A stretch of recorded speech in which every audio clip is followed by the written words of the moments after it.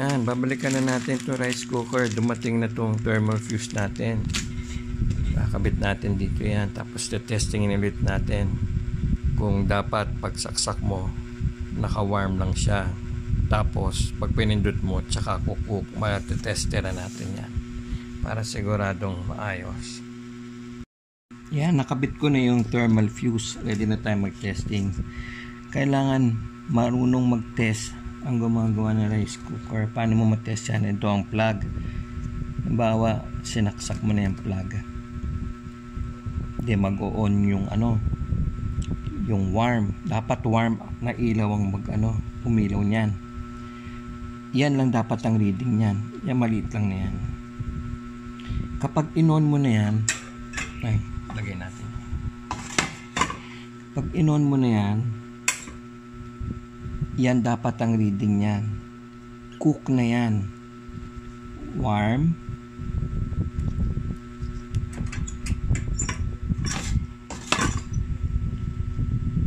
Check natin. Yan. Yan. Warm. Pag sinaksak mo warm, pag in-on mo, cook. Yan. Paano natin ma-verify yan?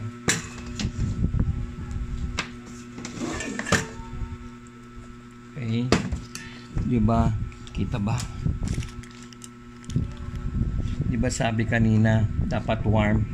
Ito kasi yung nag-aano ng warm. Ito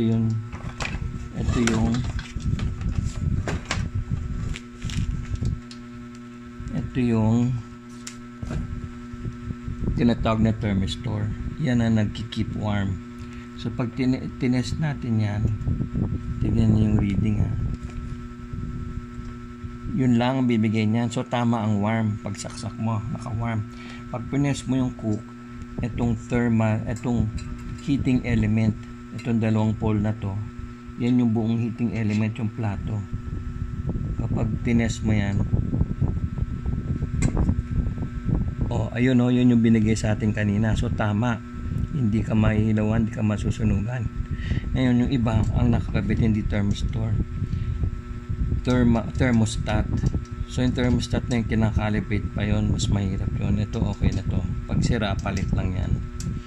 Okay, tapos pag in-on mo, bababa ito.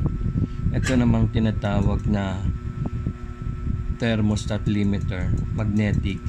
Kapag na-reach na yung naluto na, masisense niya, pipitik na siya. Pag pitik niya, babalik na siya sa warm. Yan. So pag mo nito, dahil nakababa yung plate, pag in-on mo, ang gagana sa cook itong heating element. Yan ang function ng rice cooker. So okay na siya. So tayo sa tester, i-check naman natin sa plug na. So ito, dapat pag binag natin, yung warm ang iilaw. Tingnan natin. Yun warm. Tapos cook. Yun warm. Cook. Milaw. Ayos. Kung kita nyo. Ngayon, karamdaman natin kung init. Yan, umiinit na. Bilis init na.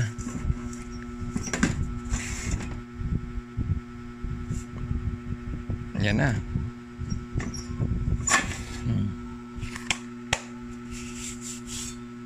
Init na. Bilis. Warm. Cook.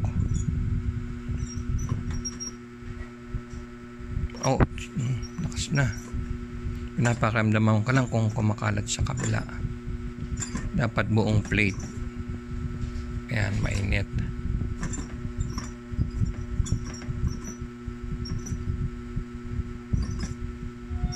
Ayos na to.